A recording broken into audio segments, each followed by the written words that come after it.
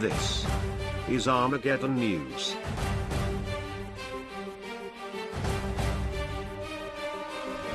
With the ISIS Caliphate now expanding its reach into the world, especially into Europe, we need to look at the deceptive, unseen agenda behind these attacks.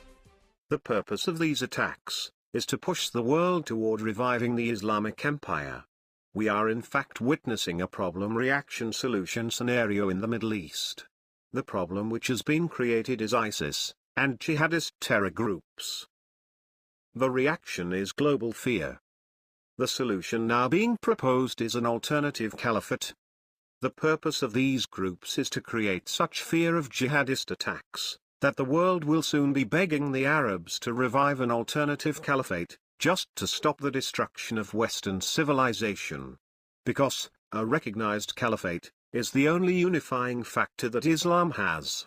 As Muslims worldwide have to swear allegiance or bay'ah to the recognized caliph, and obey his every command, which the Bible calls the worship of the beast. Revelation 13:8 says, "And all that dwell upon the earth shall worship him, whose names are not written in the book of life, of the Lamb slain from the foundation of the world."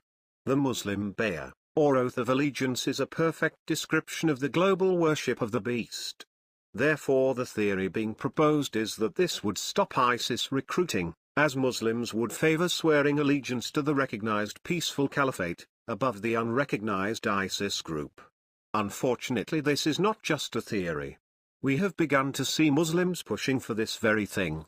To create an alternative caliphate, as the means to finally create peace in the Middle East and the world, and stop the Islamic State's recruiting program.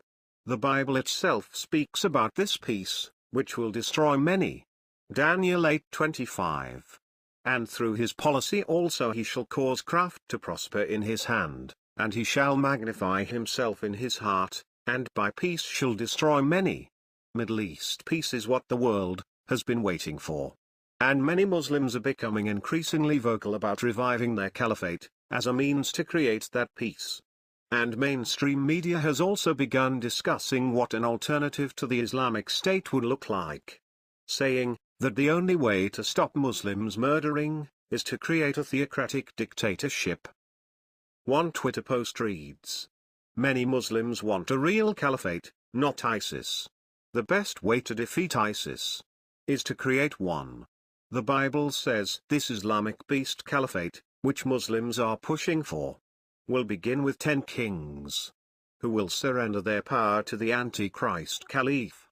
But this caliphate will be anything but peaceful, and will wage jihad on the world, Israel, and even Jesus Christ, at the Battle of Armageddon. Revelation 13:4 says, "And they worshipped the dragon, which gave power unto the beast. And they worshipped the beast, saying, Who is like unto the beast? Who is able to make war with him?" As we see, the purpose of this revived beast empire is to wage war on the world. Which is exactly what Islam teaches. That when their Mahdi appears, and revives their caliphate, they will begin a global jihad, to make the world submit to Sharia law. So it makes perfect sense for the Bible to link the revival of this beast empire to a declaration of war, or jihad. Because that has always been the purpose of the caliphate, to wage war and advance the religion of Islam. To find out more about the rising beast empire, like our page on Facebook.